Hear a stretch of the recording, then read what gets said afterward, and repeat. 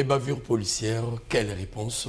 Telle est la préoccupation qui est la nôtre aujourd'hui au regard de la montée de cette violence, au regard de la récurrence d'ailleurs de cette violence policière constatée depuis toujours. Chers téléspectateurs, en tout cas vous avez choisi la DIRTV, vous avez choisi le plateau Marc Bazar, vous avez bien fait, parce que nous vous informons au-delà de la réalité avec des analyses sur ce plateau et les acteurs de la société. Pour cette question qui fait la une, en tout cas il faut dire de l'actualité nationale, j'ai reçu sur ce plateau une fois de plus, la DIRTV vient de recevoir Joe Washington Ebina, il est défenseur des droits de l'homme. Bonjour Président. Bonjour. Ernest Dimi, le premier d'ailleurs à avoir investi le terrain sur cette question, beaucoup de gens ne le savent pas, journaliste congolais de la place de Brazzaville, connu de tout le monde, analyste en tout cas. Bonjour mon cher ami. Bonjour Romik. Meilleurs vœux. Hein. Merci. Alors, un jeune que nous venons de recevoir, il est étudiant, Arnaud Cyril Gama, étudiant en droit. Nous avons besoin de son jus pour tenter d'analyser avec lui cette question. Bonjour Arnaud. Bonjour monsieur le journaliste. En tout cas, tout le plaisir est à moi de te recevoir. Le plaisir est partagé. Merci beaucoup. On rappelle, en tout cas, et s'il faut le faire, puisque tout le monde est au courant d'ailleurs, nous avons tous suivi sur les réseaux sociaux et sur les médias chauds l'acte qui venait d'être posé, en tout cas au viaduc de Ngamakoso. Un acte de violence policière, je veux dire, qui a suscité l'attention des pouvoirs publics, pourquoi pas de la justice congolaise cette fois-ci, avec l'implication directe du procureur de la République. Point ne sert de vous rappeler, en tout cas suivant l'élément journal produit par la DIRTV à propos. Bien.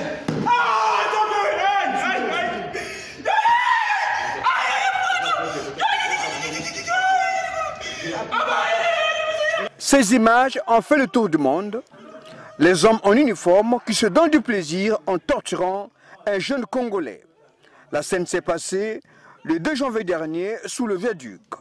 Ce jeudi, informé de la situation, le directeur exécutif de l'Observatoire congolais des droits de l'homme, OCDH en sigle, Georges Ngila, a animé une conférence de presse pour fustiger cet acte de torture. La victime n'est autre que Stéphane Bizaou Bilengue, qui a finalement succombé 48 heures après cette torture. Quand est-ce que les faits ont eu lieu? Ils ont eu lieu le 2 janvier 2022 à 5 h du matin. Il a d'abord été arrêté à son domicile. À 5 h du matin, on allait le prendre à son domicile et on l'a emmené au PSP Château d'Eau de Ngamakoso. Et lorsque les parents ont voulu savoir où est-ce qu'il l'emmenait et quelles sont les charges qui pesaient sur lui, on lui a dit « Suivez-nous à l'autre PSP, Château de Ngamakoso ».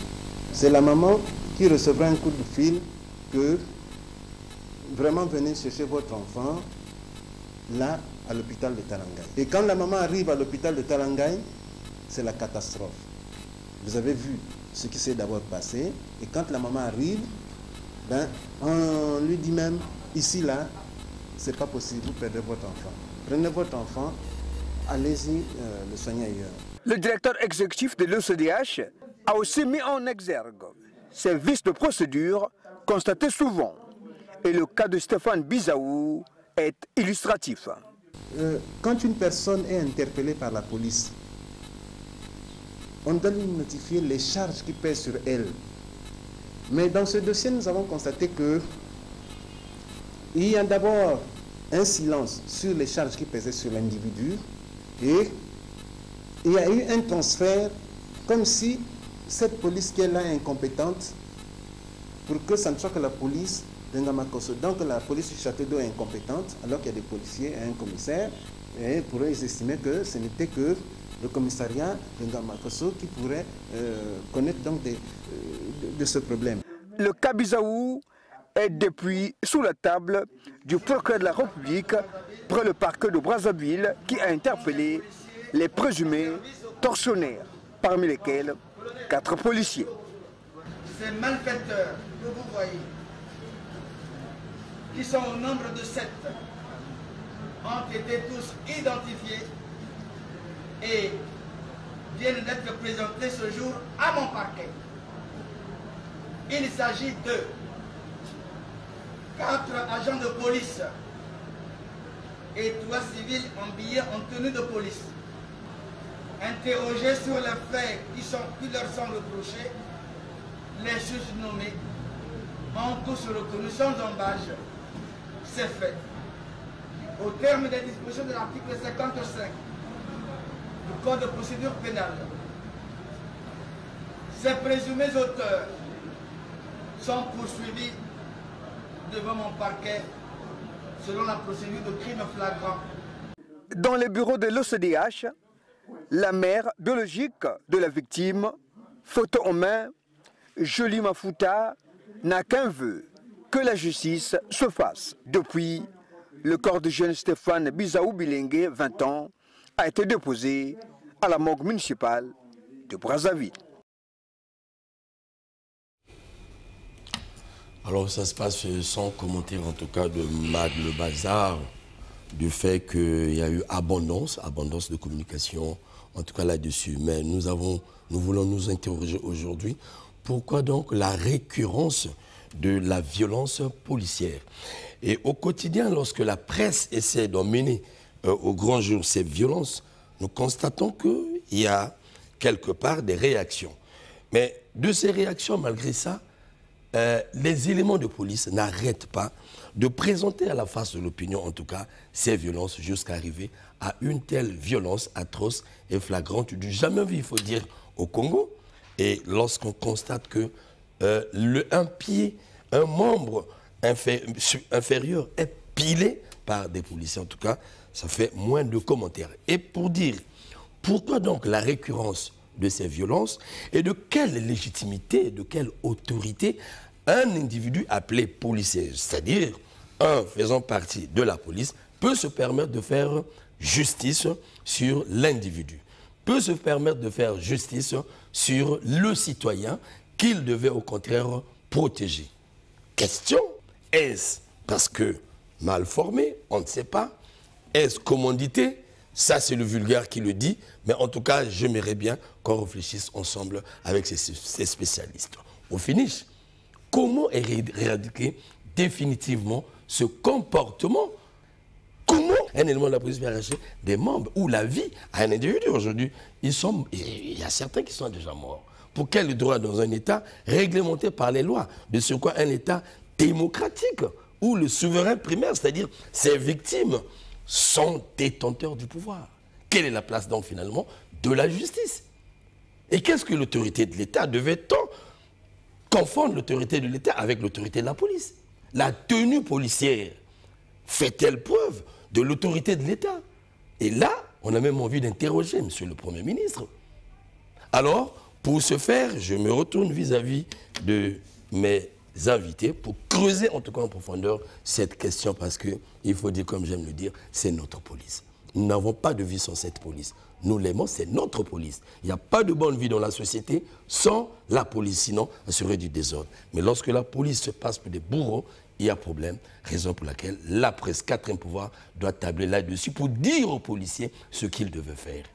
Alors, je vais commencer avec Ernest Dimi. Ernest, vous connaissez bien ce dossier, mais nous allons commencer par cette bavure et nous allons évoluer. Alors, Dimi, vous en savez quelque chose. Quel a été le déclic de votre travail? Parce que vous dites, c'est vous qui avez commencé le travail.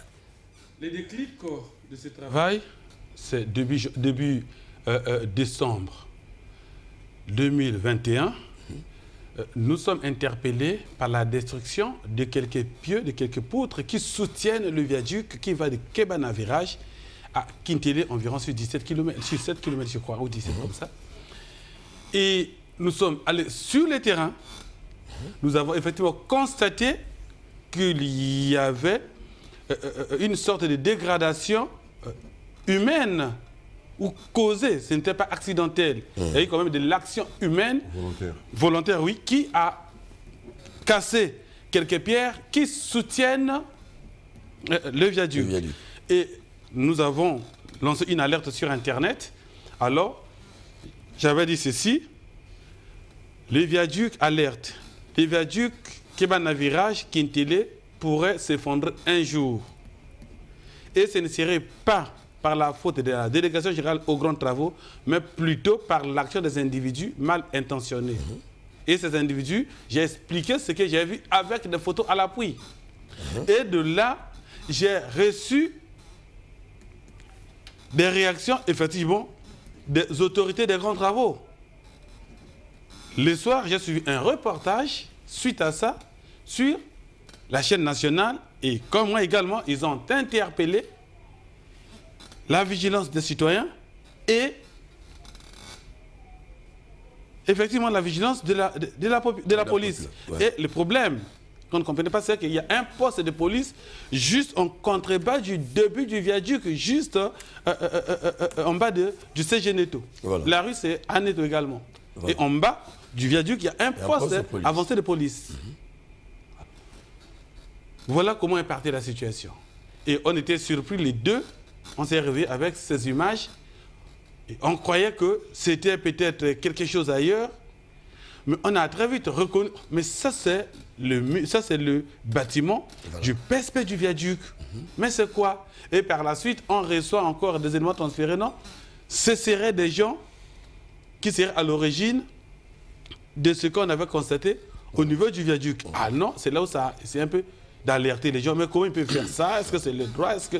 Voilà. Et on a su par la suite le procureur de la République dire que c'est un crime flagrant et que selon le code de procédure pénale, il y a cause et blessures volontaires, association de malfaiteurs. Je crois qu'avec ce qui s'est passé, puisqu'il y a 2 qui sont morts, ce qui s'est passé, coup et blessure volontaire suivi d'un homicide involontaire.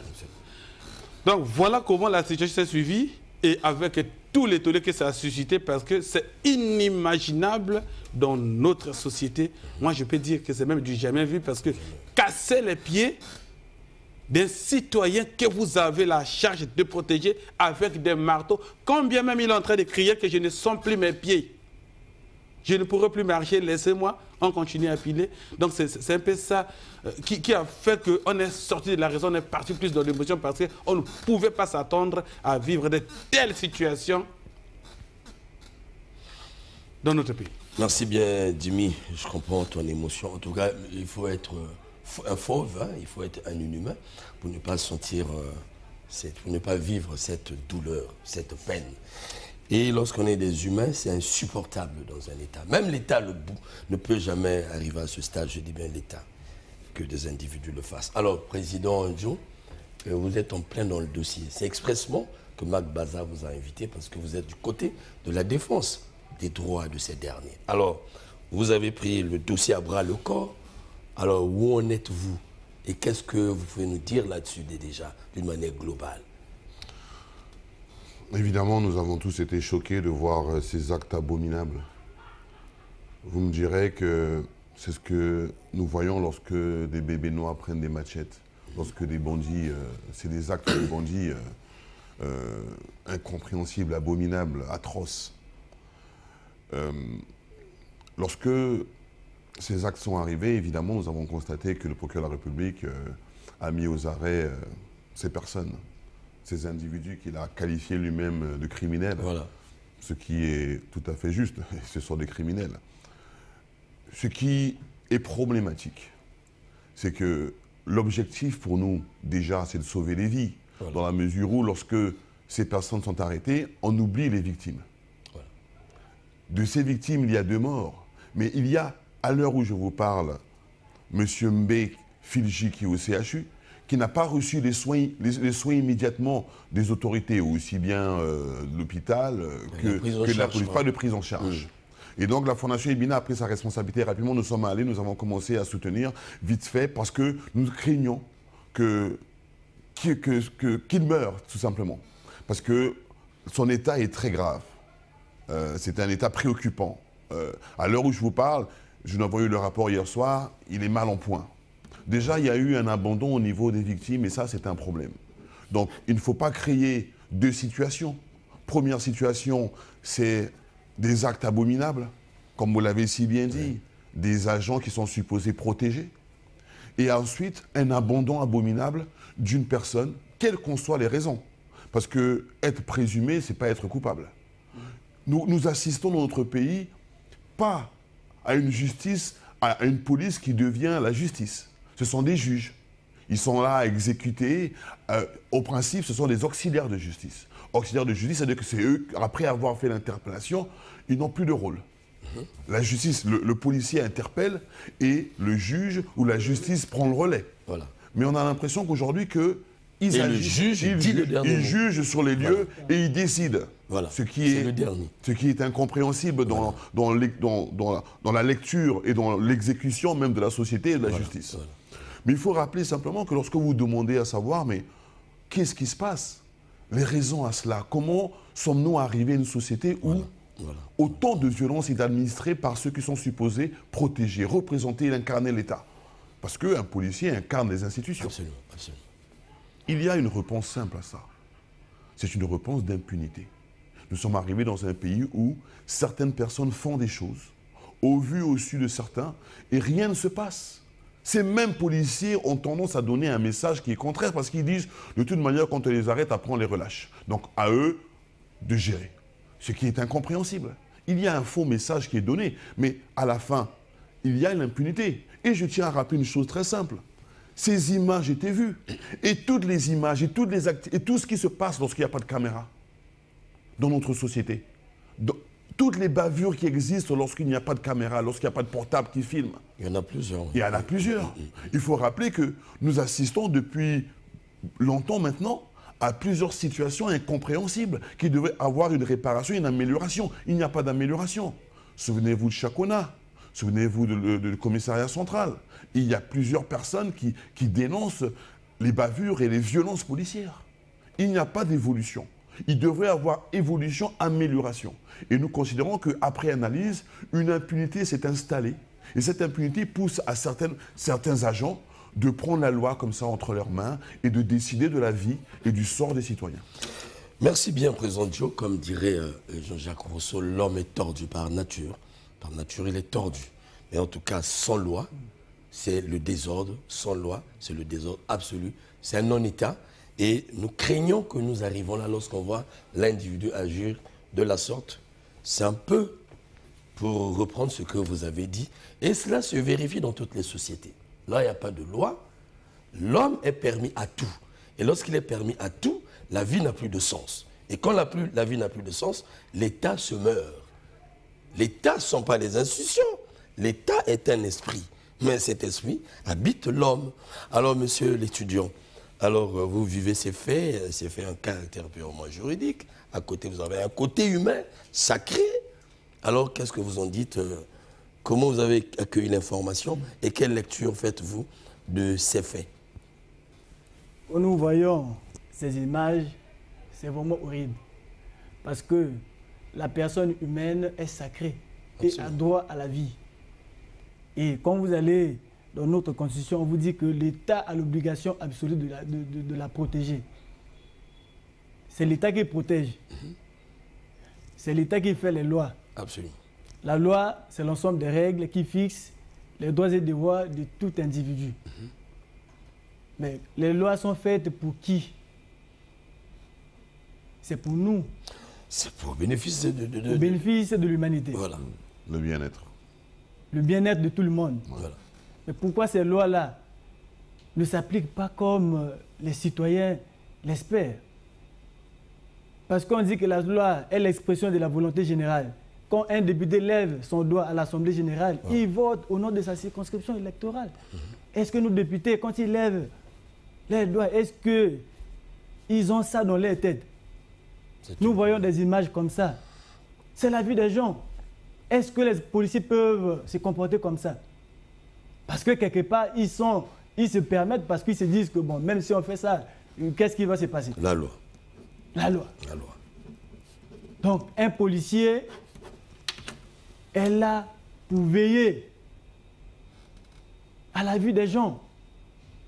Mais quand les policiers se mettent à torturer les gens, maintenant, de quel droit ils se permettent-ils? Est-ce que c'est défini dans leur code de déontologie? Est-ce que pendant leur formation, on leur dise, bon, vous dans la cité, allez-y faire cela? Non. Parce que si ce n'est pas défini, comment est-ce que je vais faire un acte, comment je vais aller poser un acte qui est interdit? Parce que si l'acte n'est pas interdit, ça veut dire qu'on se permet de le faire. Mais si c'est interdit au préalable, pendant la formation, on vous dit que vous, pendant l'exercice de votre mission, cela ne peut pas être toléré. Quand vous faites ça, voici ce qui va s'en suivre. En tout cas, c'est vraiment horrible.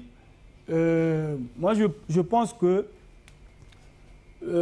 quand nous voyons ce genre de choses, quand nous voyons le procureur de la République intervient, parce que le procureur de la République est là pour protéger les intérêts de la société. Absolument. Et il est au-dessus, c'est la justice. Voilà, quand il y a décès, c'est la société qui est victime, c'est la société qui en paie le prix. Voilà. Mais nous voyons beaucoup plus l'intervention, au fait les interventions judiciaires sont beaucoup plus tardives dans notre société. Voilà pourquoi on se permet de faire certaines choses, parce qu'on se suppose que la justice viendra toujours en retard. Alors, mon cher ami Ernest, avant qu'on touche le rôle vraiment de la police, comment vous expliquez cette cacophonie entre la justice et la police? Parce que le président Joe vient d'énumérer quelque chose de fondamental et nous le constatons. Permettez-moi, le Congolais généralement va à la police au lieu d'aller à la justice pour le règlement des conflits. Et le policier se presse à régler un contentieux jusqu'à mettre fin. Cependant, la police est auxiliaire de la justice. Alors, est-ce qu'il faut parler d'un faux mariage? Ce n'est pas un faux mariage. Il en est ainsi dans toutes les sociétés démocratiquement stables et organisées. Les policiers, Washington et Bina l'a dit, sont des auxiliaires de la police. Les auxiliaires, c'est quoi? C'est de la justice plutôt. Merci. Les auxiliaires, c'est des gens ou des entités qui viennent en appoint pour vous permettre de huiler ou de fluidifier votre procédure et qui vous facilitent les traitements de certaines situations. Pourquoi la police? La police, oui. C'est parce que c'est elle qui gère les problèmes de société au quotidien. Les petits conflits commencent dans les quartiers, on va au commissariat, au poste de police, ça arrive au commissariat, on fait un rapport, on voit la possibilité d'envoyer au parquet. Donc c'est le bras de la police et le bras de la justice. Effectivement, c'est le bras de la justice. Maintenant, le problème se pose n'est pas en termes de cette relation d'auxiliaire, non. Le problème se pose en termes de capacité de compréhension des policiers ou des agents habillés en tenue de policiers qui sont sur le terrain. Voilà. Nous avons plus de Congolais habillés en tenue de policiers, mais qui ne sont pas des policiers parce que dans la tête, c'est autre chose sauf les notions de gestion policière. Et ça part d'où? Voilà. Le mal. Voilà la question. Le mal part, pour moi, entre autres, principalement, de la situation que nous avons connue ici. En 1993, les affrontements, Bakongo, ceci, cela, les ninjas, Tilolo, la force publique avec Souba, c'est bon. 1997, les Cobras, les militaires, les ninjas, les Cocos et autres. Encore. Et puis, ce qui s'en est suivi 2002, 98 et autres. Alors, c'est dans cette cacophonie quand les non-policiers, quand les citoyens ordinaires ont eu accès à l'arme, ils ont pris goût pour le métier parce que c'était devenu comme une fin. Celui qui avait l'arme roulait en bébé, on le disait dans ce pays. On a expérimenté donc la violence. Voilà, on a expérimenté la violence et c'était s'ils sont donné du goût. Mais curieusement, c'est ces gens non formés qui, par accident de l'histoire, se retrouvent avec les armes entre les mains qu'on a appris sans recyclage, sans transition, comme ceux qui doivent sécuriser les autres. Franchement. Et quand ils sont pris, la qualité de la formation. Chez nous, on parle de la formation continue. Est-ce qu'elle existe et qui en sont les bénéficiaires? Est-ce qu'il y a un suivi? Voilà tout le problème. Voilà pourquoi on assiste à ce dérapage. Et pire, on ramasse des citoyens dans la cité. On leur colle des étiquettes d'auxiliaires de police. Alors, où le gouvernement, c'est-à-dire le ministère de l'Intérieur, en accord avec le ministère des Finances, recrute en bonne et due forme, forme les citoyens pour sécuriser les autres et l'État. Mais ce n'est pas malheureusement ce qui se passe. C'est un petit du quartier qui commence par s'asseoir avec les policiers, qui commence par aller leur acheter la cigarette, qui commence par aller leur draguer les filles, et à qui on va remettre d'abord le gourna, c'est-à-dire la matraque. Quand on va dans l'intervention, s'il y a une BJ, lui aussi il est maintenant dans la BJ, il accompagne. Maintenant, c'est vieux à confiance.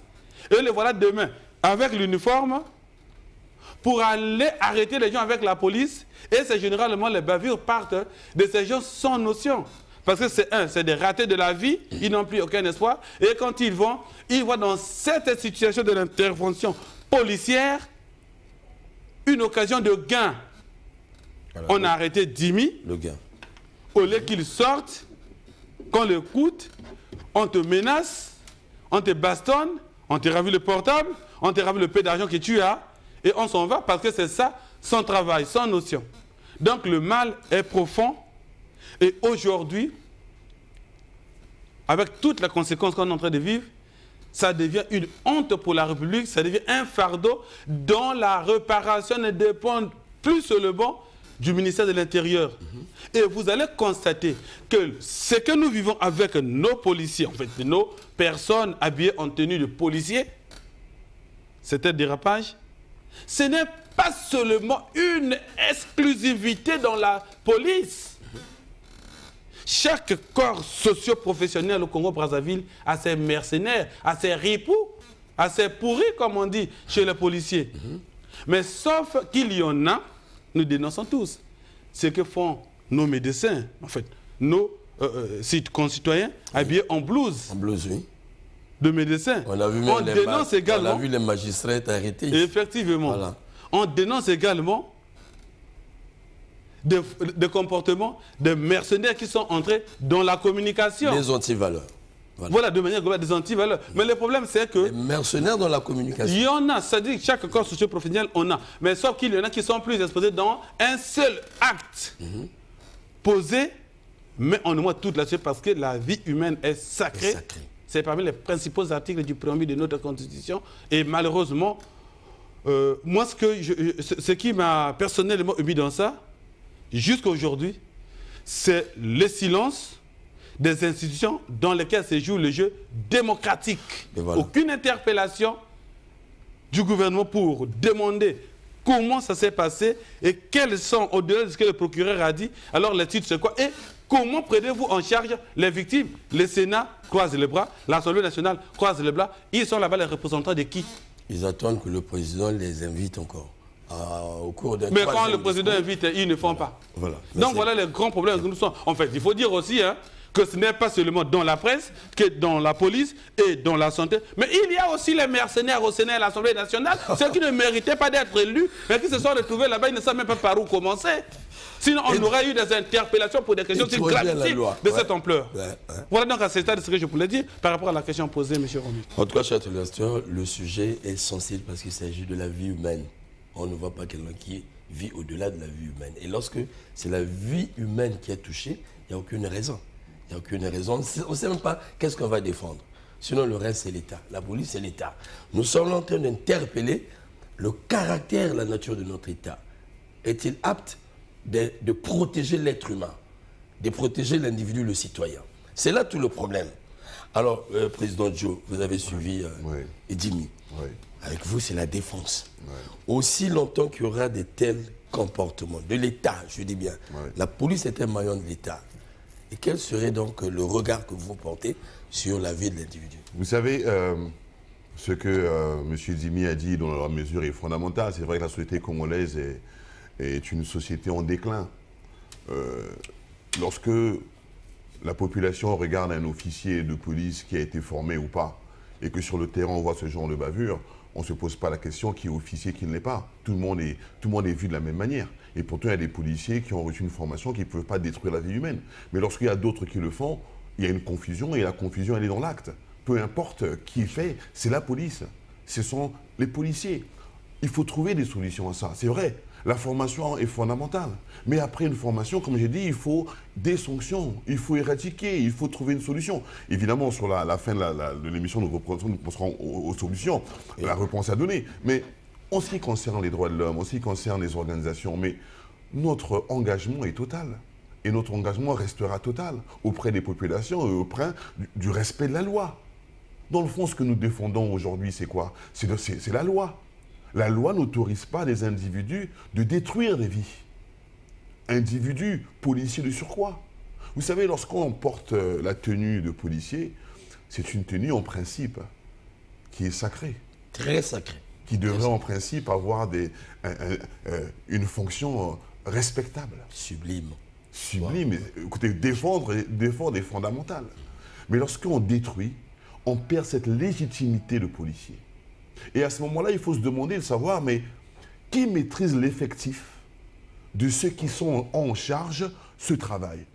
Il faut réfléchir pour se dire, mais il y a à la tête de cette institution un ministère qui a un recensement de qui est policier, qui ne l'est pas. Mais alors, pourquoi ne pas faire un nettoyage de ceux qui sont incapables d'assurer la sécurité de la population?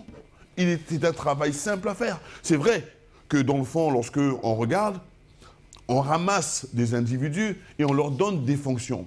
Mais notre société est malade, c'est vrai, il n'y a pas d'emploi. Vous remarquerez, le chômage est en plein. Les gens pensent que c'est dans la fonction policière que l'on pourrait peut-être se retrouver. Mais il ne faut pas mélanger les choses. Voilà le résultat. Le résultat de ce genre d'acte, c'est le résultat d'une formation qui a été ratée. C'est le résultat d'une impunité qui s'est installée. Et de bavure en bavure, la société congolaise avance. Mais dans le fond, nous détruisons une société. Mais c'est cette société qui est supposée, ces individus sont supposés être là pour jouir d'une situation. Déjà, le Congo est très... Et vous savez, la réalité congolaise est difficile. Vous connaissez tout ce que nous vivons, la misère nationale, la misère qui existe et tout ça. Mais lorsque après on a encore des problèmes de destruction de vie, c'est tout... fondamentalement, il y a des questions qu'il faut se poser. Mais moi, je pense que lorsque l'effectif des policiers est connu, il faut faire un nettoyage systématique. Si l'on ne nettoie pas systématiquement ceux qui sont incapables d'assurer une fonction bien déterminée, il va arriver simplement que nous considérons, et la population considère déjà, que tous les policiers, quels que soient les chefs, quels que soient ceux qui sont en fonction, c'est la même clique. Et pour ne pas arriver à cela, il y a des gens qui se sont, comme on dit simplement, qui sont tapés des nuits blanches à apprendre, à étudier, à faire des formations intérieures-extérieures. C'est pour avoir un résultat comme ça, mais vous détruisez même la formation de ceux qui ont donné leur vie pour servir la population. Et donc, il faut nettoyer la police, il faut faire des états généraux de la police pour nettoyer ceux qui ne sont pas capables d'assurer la sécurité de la population. Jimmy, est-ce que... Je voudrais enrichir ce que Washington vient de dire. Le problème va au-delà du nettoyage de la police. Vous savez, quand il y a une injustice qui crée le moi dans l'opinion, la population attend une justice correcte. Correct, oui. En attendant que la procédure judiciaire, qu'elle aboutisse ou non, non. Le directeur général de la police nationale à l'époque vous appelle. Vous lesquels? La presse. La presse. Parce qu'il y a eu des repos qui sont tombés dans la nasse. Oui, et par rapport à ce qu'ils ont commis, la police applique son règlement. 1. On les renvoie des effectifs, pour certains. On rétrograde. Pour d'autres, bon. Il y a d'autres sanctions. Mais ce qui étonne, c'est qu'aujourd'hui, on a l'impression que c'est arrêté juste à l'option judiciaire. On ne sait pas si elle va aboutir parce que nous savons à peu près aussi ce que ça peut se passer. C'est vrai qu'on est encore dans l'émotion. Dans 2 semaines, 1 mois, 2 mois, même Washington ne parlera plus de cette histoire et il y aura peut-être plus de suivi. On ne saura pas ni ce que sont devenus les parents des victimes qui vont les dédommager, ni ce que sont devenus les auteurs de ce crime flagrant. Certains auront peut-être fui le pays ou seront relâchés notamment, comme il est devenu coutume dans ces pays, au niveau de notre justice. Donc je crois qu'il faut des actions fortes pour redonner confiance. Je vais vous prendre un exemple très simple. Je suis à Texaco, vers l'arrêt Bouemba, un jour. Alors une BJ de la police, qui avait sûrement des problèmes, qui recherchait une pièce qu'on ne retrouvait pas, s'arrête devant un magasin de vente de pièces d'automobile. Mais il fallait voir comment le Westaf environnant fermait les boutiques, comment les citoyens fouillaient. C'est un message. Vous me donnez l'image qu'il faut lire. Des Indiens qui rentrent dans un salon. Effectivement, qu'il faut lire pour savoir qu'il y a un problème sérieux. Donc les états généraux, pour moi, ne suffisent pas. Oui. Il faut commencer d'abord par faire ce qu'on peut faire, c'est-à-dire discipliner, décaler. On n'a pas besoin d'attendre que la justice se prononce, mais on a déjà sanctionné. Parce que si un acte s'est produit, tel que ça s'est produit là, on a déjà pris les gars, on les a radiés, et la police a donné les sanctions que la loi inflige pour des comportements pareils. Oui. Ils vont donc avoir et les sanctions de la police, et les sanctions de la justice, et les régions sociales. Je crois que ça va dissuader les autres à adopter dans l'avenir des comportements pareils. D'où l'intérêt de les écarter. Moi, je pense que c'est tout l'intérêt de les écarter du corps de la police. Et en tout cas, le constat fait, il est connu de tous. Hein. On n'imagine rien. On vit la société. Le policier travaille dans notre société. Et aujourd'hui, il est clair, tel que les autres développent, chacun de vous sait ce que vaut un policier aujourd'hui. C'est notre police. La police, c'est un corps qui devait permettre à l'individu, au citoyen, d'être fier de son existence, dans la police d'ailleurs, la cité. Voilà, la cité. Et malheureusement, aujourd'hui, combien de Congolais évitent le policier lorsqu'ils le voient à distance? Mais c'est tout le Congolais. Combien de Congolais? Il faut qu'on arrive à s'interroger. Dans les quartiers populaires, voilà. C'est tout le monde. Et vous Quand une BG arrive devant votre parcelle, il faut dépasser la rue. Vous avez des véhicules de la police. Nous sommes journalistes. Président Dieu, il faut que je le dise. Dimi le sait. Nous sommes journalistes. Combien de Congolais viennent se plaindre ici à la DRTV auprès des journalistes? Combien de Congolais nous appellent au téléphone pour dire ce que la police fait? Mais combien d'appels nous aussi, on passe à la police pour dire voilà ce que fait tel élément. Je n'ai pas besoin de citer certains officiers ici. Combien d'indignations? On s'est dit la police en tant qu'organe a des sérieux problèmes avec son personnel. L'État, le gouvernement a des problèmes avec ce corps-là. C'est le gouvernement qui doit chercher des solutions. Mais cependant, aussi longtemps qu'on ne les cherche pas vite, la population est victime. Mais pour quel droit? Pour quel droit la population peut être aussi gratuitement victime? Et quand je dis victime, c'est pour la vie. Vous avez des bailloux qui collectent n'importe quoi au passage, comme si c'était à Verdun. On passe là, il y a une bagarre, on ramasse, on met dedans.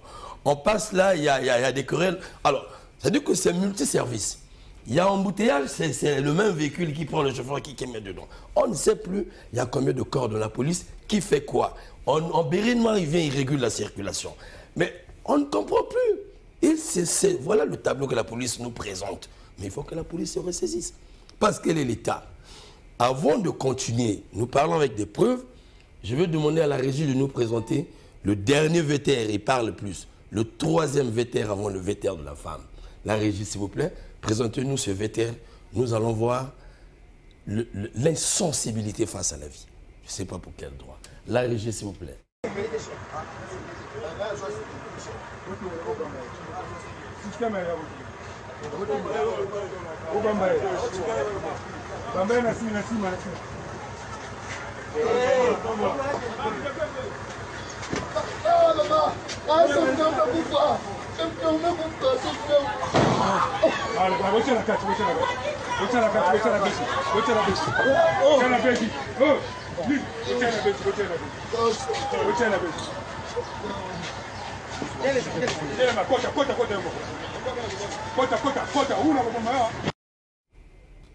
Voilà.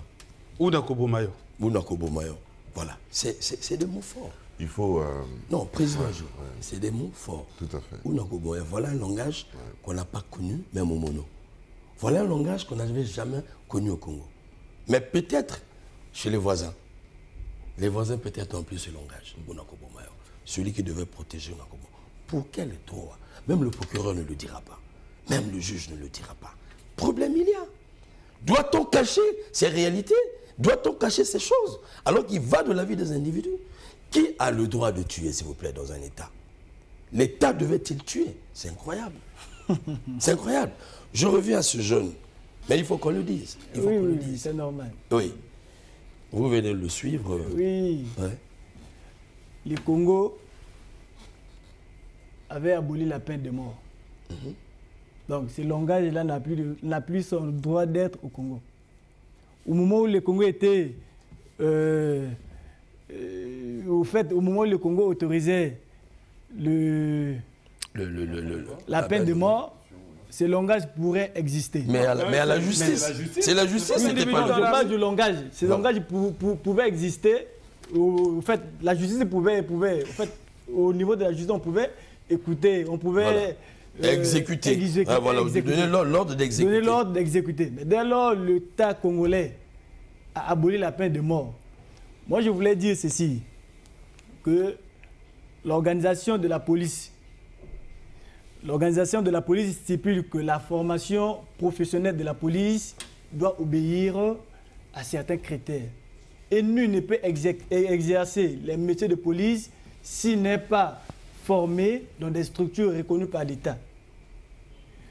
Moi, il y a un problème qui m'intrigue, qui me tracasse. Je ne sais pas, pendant 5 ans, comment nos policiers sont formés. Je ne sais pas dans quelle structure. Je ne sais pas la formation que reçoivent nos policiers pour que, dans leur exercice, on assiste à ce genre de choses. C'est vraiment horrible. Est-ce que Dimi, aujourd'hui, on peut parler de formation réellement? Il se pose un problème de formation. Je crois que formation, la loi, oui. La loi fait obligation à l'État de former les policiers pour mieux gérer la société. Voilà. Mais est-ce que les prescrits de l'État, les prescrits de la loi, les prescrits judiciaires ou l'arsenal en termes de formation est respecté à échéance? Si déjà des problèmes ont été observés pendant que l'argent coulait à flot, maintenant qu'on parle de crise multidimensionnelle, sécuritaire, sociale, culturelle, économique, financière et sanitaire. Vous voyez? Mais ce que nous disons à Capital, même s'il ne faut pas confondre, mettre la police comme telle dans le panier, parce que nous, la question qu'il faut se poser est de savoir, est-ce que les policiers se comportant ainsi sur le terrain obéissent à des ordres? Ou c'est leur inceste délibéré, leur comportement délibéré qu'ils affichent? Moi, je crois que c'est la deuxième option qui peut être possible. Laquelle? Mais là où, c'est-à-dire, ils vont sur le terrain avec des ordres qui n'obéissent pas. On leur dit d'interpeller des gens, de les emmener, de les écouter sur procès verbal, et la suite sera soit au niveau de la police ou bien envoyée au niveau de la justice, non. Mais quand ils arrivent, ils font autre. Croyez-vous que les policiers de la Bessire qui étaient en train de piler quelqu'un et qui ont dit ce qui est dans Kobomaye ont reçu l'ordre de le faire et de le dire? Non, non. On ne croit pas. Bon, maintenant, le problème, c'est quoi? C'est le silence qu'on observe effectivement de la hiérarchie. C'est le silence. Je crois qu'il fallait que la hiérarchie, la direction donne un signal fort devant de tels actes. Alors, la réaction devait être immédiate et publique pour qu'on rassure que ce que les policiers ou des policiers font sur le terrain, ce n'engage pas la direction pour preuve, ceux qui sont mal comportés. Voilà comment nous les avons punis. Et le grand problème, nous le disons, ça vient aussi des relations qui sont devenues comme pas fraternelles, des topos, des copes entre les policiers et entre certains policiers. Alors, mais et certains citoyens. Oui, je vous en prie. Quand les citoyens deviennent l'ami, achètent la cigarette, moto, sombanga likaya, moto, tianga chimbok, moto, le policier, on ne craint plus la tenue. Pourquoi? C'est parce que les policiers sont descendus trop bas. Ils commandent l'argent au taximène, ils rentrent dans le taxi, ils ne payent pas, et ils donnent le numéro. Quand tu as un problème, tu m'appelles. Vous voyez? Ça fait 3 ou 4 jours à la Tchémé. Un policier de la circulation routière, j'ai oublié le numéro matricule, je peux le communiquer ici, avec un policier en tenue, c'est qui gère la situation du coronavirus, ont enlevé la batterie d'un bus. Les clients, ça se passe au rond-point de la Tchémé. Ça, c'est avec les pauvres. Et l'autre image qui a fait l'étude des réseaux sociaux, le policier routier, voulant coûte que coûte prendre l'argent d'un pouce-pousseur qui avait des planches dans son pouce. On n'a pas envie de diffuser vraiment cette image. Mais voilà, donc c'est aberrant, ça dit c'est humiliant. Même le silence de la hiérarchie, quand même, nous inquiète. Un policier dans un kavaki. Avec le numéro matricule. Avec le numéro matricule debout, juste pour arrêter ça, franchement, par respect de la République, on n'a pas voulu diffuser. Information. Sur la formation. Vous savez, il faut rappeler qu'après une formation, il y a une orientation. Les policiers américains étaient formés dans une certaine période, mais il y avait quand même des exactions policières envers les Noirs. Voilà. Les agents policiers pendant l'apartheid en Afrique du Sud étaient formés, mais il y avait quand même une répression vers les Noirs. On a vu l'affaire George Floyd. George Floyd aux États-Unis. Ouais. Mais ce qu'il faut se dire au Congo, est-ce qu'il n'y a pas une orientation également? Pourquoi? Parce qu'on ne peut pas comprendre comment est-ce possible que des gens arrivent à ce niveau-là, et qu'il n'y a pas de suite. Est-ce que ce n'est pas une orientation de terroriser? Il faut se poser cette question-là. Pour ne pas comprendre que c'est une orientation de terroriser la population, il faut obligatoirement qu'il y ait un nettoyage obligatoire et très vite. Sinon, on va se dire que non, les policiers sont utilisés dans notre société pour terroriser une population. À quelle fin? Pour obtenir quoi? Pour que le peuple soit un peuple mouton, un peuple qui suive, et un peuple qui ait peur. Il y a beaucoup de questions à se poser, mais il faut se demander quelle est l'orientation après la formation. Parce que la formation peut être très bonne. Il y a des officiers qui peuvent être très bien formés. Mais quelle est l'orientation qu'on leur donne? Mais ce silence, on suppute. Là, vous supputez. Oui. Le silence, effectivement, est accusateur. Et coupable. Le silence est coupable. Il est coupable. Fondamentalement. Mais non, il faut préciser que le silence est au niveau de la police, mais au niveau de la justice, il y a eu des actes. Mais je voulais parler de la justice plutôt. Oui. Est-ce que ce n'est pas au niveau de la justice? Parce que, s'il vous plaît, nous avons vu le procureur sortir. C'est le patron qui est au-dessus de la police même. Nous voyons en France, lorsqu'il y a un acte posé par un policier. Attendez, nous avons vu dans les quartiers chauds, c'est le procureur qui sort, qui interpelle. Là, en RDC, j'ai suivi ce matin 2 policiers condamnés à vie pour avoir tué. Et ça, c'est le travail du procureur, le travail du juge. Mais cependant, ce qui se passe chez nous, c'est la police que nous interpellons, qui ne doit pas se passer pour la justice, qui a encore du mal à faire cette justice. Moi, je pense que le problème, ce n'est pas la justice, non? C'est la justice. Mais écoutez, ce n'est pas la justice qui est sur le terrain.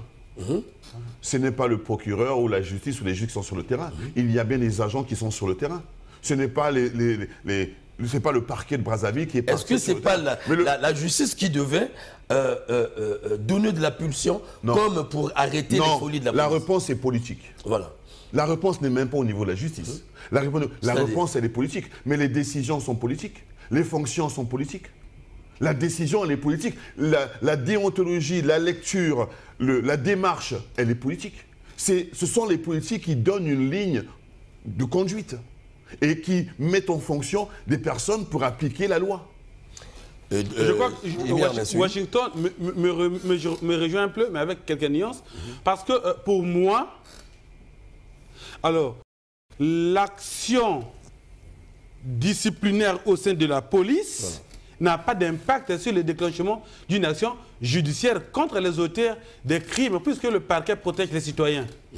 Mais la police a son régime disciplinaire.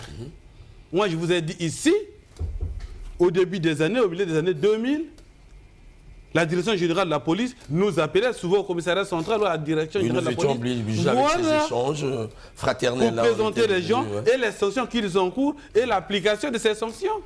Mais pourquoi aujourd'hui on ne laisse que au parquet gérer l'aspect judiciaire et l'aspect disciplinaire, l'accès disciplinaire de la société, de la police? Pourquoi on ne l'applique presque tant plus? Pourquoi? Dimi, on rappelle, ça fait combien d'années que le gouvernement, il faut être clair, hein, le gouvernement a financé les formations de la police. Parce que ce n'est pas aussi la direction qui finance. À ce que je sache, à l'époque, déjà, il se posait ce problème, souviens-toi, avec l'opération Batabakolo. Et puis, nous avons vu le transfert, je crois bien, des routiers, ainsi de suite. La police avait déjà des problèmes, mais les problèmes de véhicules, surtout. Mais est-ce que le gouvernement, franchement, répond à ses responsabilités vis-à-vis de la police? Parce qu'on ne peut pas éclater la police du gouvernement. Il y a tout un ministère. D'ailleurs, c'est l'occasion, Dimi, qu'on aille vers ce ministère. Qu'on nous dise réellement quels sont les fonds ou le budget affecté à notre police, quelles sont les lignes. C'est notre police, je sais pourquoi je le dis. Nous devons droit à cette police. Et lorsqu'elle tousse, nous subissons. Est-ce que réellement la police est traitée? Est-ce que ce n'est pas à ce niveau-là? Parce que quand vous parlez de formation, mais qui va financer les formations? C'est le gouvernement. Oui. Mais cependant, lorsqu'il s'agit de la politique, mais récemment, vous allez voir, les fonds vont sortir pour ces élections. Et les dialogues. Solennellement.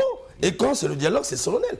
Mais la police, mais il faut qu'on apprenne à dire ces choses ouvertement. Jimmy, promets-moi que nous irons à ce ministère. Non, mais le problème, c'est pas d'aller. Faut-il encore que, le ministère soit ouvert, qu'on communique. Vous savez, chez nous, on a une sorte d'omerta dans certains départements ministériels. On vous dit la grande muette, la force publique. Il faut bien. Mais voilà pourquoi on est obligé de suppiter. Mais au-delà, le mal est en train de ranger la société. On ne sait plus envers qui partir. Parce que si déjà le protecteur, donc le berger, celui qui veille, devient lui-même chasseur, commence à traquer. En tout cas, nous allons faire signe que tombons déjà. Alors, au regard de tout cela, de tout ce que nous venons de dire, y a-t-il une solution réelle pour mettre fin en tout cas à ces injustices, il faut le dire, à ces violences atroces inhumaines? Président Djou. Je pense que la première réponse doit être une réponse politique. Parce que c'est une volonté politique qui devrait en principe se mettre en place pour qu'un nettoyage profond soit fait au niveau de la police nationale. Ce sont les politiques qui dirigent la République, c'est eux qui donnent. Quand vous avez parlé du gouvernement, vous avez parlé du président de la République, du gouvernement, c'est ce gouvernement qui a une déontologie, qui a une ligne directrice. Et donc ce sont les politiques qui doivent exprimer une volonté réelle de mettre à nu ces injustices, ces bavures, ces violences policières. Et ensuite, évidemment, il y a un travail profond qui doit être fait.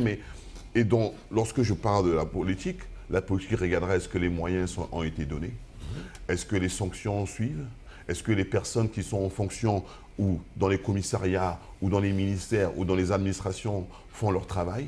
Et s'il y a un nettoyage qui est fait à ce niveau-là, il pourra avoir un résultat. Mais je considère que c'est une volonté d'abord politique et ensuite sur le terrain. Parce que même au niveau de la justice, il faut laisser la justice aussi travailler. Donc il y a aussi des freins. Il y a aussi, souvent nous constatons qu'il y a des politiques qui aiment bien s'immiscer à ce genre de choses. Et je crois que la décision elle est d'abord politique et ensuite, sur le terrain, nous constaterons un changement. Et à la fin, nous demanderons à cette population et il y aura une amélioration. Je crois que le gouvernement devra tout faire. Il a tout à gagner en réconciliant les citoyens avec sa police. Ah, ça c'est bien. Il faut réconcilier les Congolais avec la... Parce qu'il y a des relations de méfiance qui se sont établies entre ceux qui gardent la société et la société. Mais comment faire? Voilà. Le passage à une police du peuple, pour le peuple, par le peuple. C'était l'idéal. Hein? Nous avons travaillé pour ça. Est possible dans l'application stricte de la loi. Si on respecte la loi, celui qui commet doit répondre, soit-il policier ou non. Voilà. Et puis il faut aussi qu'on se le dise, ce n'est pas tous les policiers qui sont pourris. Il y a des bons toujours dans un sac de ripoux. Il y a des bons. Maintenant, il faut les extraire.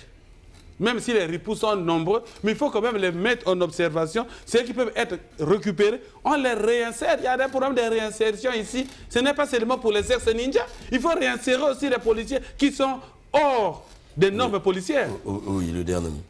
Oui, moi je pense qu'avant tout, il faut d'abord un réel changement de mentalité de l'ensemble de tous les policiers et une prise de conscience collective de l'ensemble des communautés congolaises parce qu'il doit y avoir une collaboration parfaite entre la population et la police. Et ensuite, le ministre de la Sécurité et de l'Ordre, c'est lui qui est chargé de mettre en œuvre la politique du gouvernement dans le domaine de la sécurité. Donc, il doit aussi y avoir une collaboration entre la police et la justice. Parce que vous avez des policiers qui ne connaissent ni le mandat d'arrêt, ni le mandat d'arrêter, ni le mandat d'emmener, ni le mandat de perquisition. En tout cas, c'est un grand problème. C'est un grand problème. Vous avez des policiers qui débarquent chez vous. Quand vous leur demandez, mais où est le mandat de perquisition? Bon, vous venez fouiller chez moi sans pour autant que vous ayez... Non, n'allez pas dans le détail du chuteur. Ouais. Mais donc, comment il faut vraiment une prise de conscience collective. Prise de conscience. Voilà. Et je propose que la police, au sein de la police, qu'il y ait un organe comme l'inspection de la police. Il y en a? Voilà, qui va gérer... L'inspection de police. Mais oui, mais il ne fonctionne pas. C'est bon. Parce que cet organe doit veiller au bon comportement, la carrière des policiers. Merci beaucoup. Au finish, à nous de dire au gouvernement, le gouvernement interpellé ici présent par des citoyens congolais qui peut-être peuvent être des victimes au sortir de cette émission demain. Aussi longtemps que nous aurons de tels ripoux, comme même dire le patron déjà de la police. Alors, au gouvernement d'allouer des moyens, en tout cas à notre police. Nous avons beaucoup écouté. Depuis toujours, nous savons que la police n'est plus financée. Il n'y a pas de financement en matière de formation. Et la police est en face des difficultés. Je veux vous dire, la police se loue chez des individus. Oui. Vous avez des postes de police, des commissariats qui louent chez les individus. Et comment on va arrêter l'enfant du propriétaire de la police? Comment vous allez arrêter l'enfant du propriétaire? Et ça, c'est affaiblir la police. Et c'est un problème gouvernemental. C'est le gouvernement. Alors, donc, le gouvernement doit avoir un regard clair de donner aux Congolais une bonne police. La responsabilité incombe le gouvernement, bien qu'il y a des actes sur le terrain, mais lorsqu'on tire le fil, on constate que le gouvernement est de beaucoup responsable. À côté, la police elle-même. Nous voulons voir cette police d'hier. Cette police, comme a dit Dimi, qui s'est sanctionnée. Mais la presse a besoin de cette chaleur d'avant avec la police, que nous continuons à échanger pour comprendre, afin qu'il n'y ait pas de supputations. Aux policiers surtout, nous savons, parce que nous côtoyons vos responsables, vos hiérarchies. Il y a une déontologie à laquelle vous êtes soumis. Mais sur le terrain, vous ne l'appliquez pas. Et au finish, quand vous posez les actes, on tape directement sur, l'opinion tape sur la direction de la police, naïvement. Or, la direction de la police, c'est l'État. Et donc, de vos actes, de votre incivisme, l'État est interpellé. D'où certains disent ici, est-ce qu'il n'y a pas de complicité? Mais à cause de vous. Alors, aux policiers également de comprendre que vous êtes des citoyens justiciables. La preuve, le procureur a mis aux arrêts ces policiers. Aux policiers de comprendre que quelle que soit la tenue que vous la portez pour l'État. Quand vous la portez, vous incarnez l'État là où vous êtes. Mais quand vous commettez, le même État met la main sur vous. Aux citoyens de comprendre que le policier est un citoyen comme vous. Aux citoyens de comprendre que vous devez vous plaindre au niveau de la justice et non au niveau de la police. Les contentieux se règlent au niveau de la justice. Mais lorsque vous en avez avec un policier, vous vous rapprochez soit du commissaire de police ou vous vous rapprochez de la justice. Aux policiers surtout d'arrêter de faire peur. L'État ne fait pas peur en tout cas. Et quand j'ai dit ça, je lance une invitation à la police. C'est ça aussi le problème. Nous voulons cette fois-ci une émission avec des responsables de la police qui viennent nous expliquer à leur tour pourquoi la récurrence de ces bavures. Et nous ne voulons pas une police qui nous suit à distance, qui nous attend. Non, nous voulons faire parler cette police à sa population, pour que la population puisse comprendre que les actes sont posés parce que. Je sais que la police aura des limites, ne diront jamais ces difficultés, mais nous les mettons à nu au gouvernement. Le gouvernement doit aider cette police pour le bien des populations. En tout cas, aux victimes, franchement, que Dieu vous prête main et que le ministère des Affaires sociales essaie d'être regardant. Et toutes les sensibilités, tous ceux qui ont le sens de la vie, franchement, c'est le moment d'apporter vraiment de l'aide à ces derniers. En tout cas, je vous remercie infiniment, le président Dieu, pour votre disponibilité, pour votre cœur, votre côté humain, d'être présent et d'accompagner tous ces victimes. Aujourd'hui, c'est eux, peut-être que c'est nous. À Dimi Ernest, merci parce que c'est toi qui as déclenché le débat. Et continue dans ce sens, s'il te plaît. Jeune étudiant, merci pour tes analyses. Au reste, je veux dire vraiment merci au nom de la vie. Au revoir. Au revoir.